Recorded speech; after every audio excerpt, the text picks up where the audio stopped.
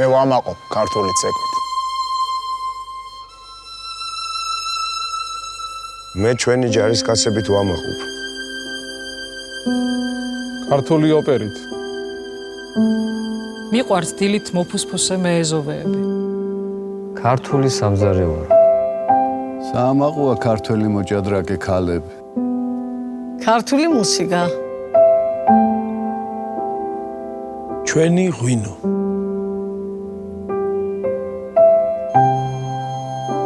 თეატრი.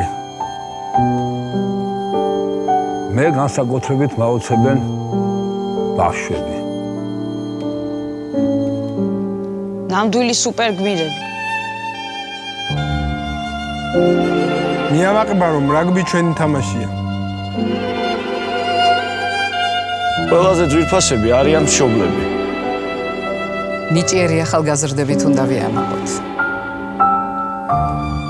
საქართველოს წარსულით. მე წესი მოვალეს.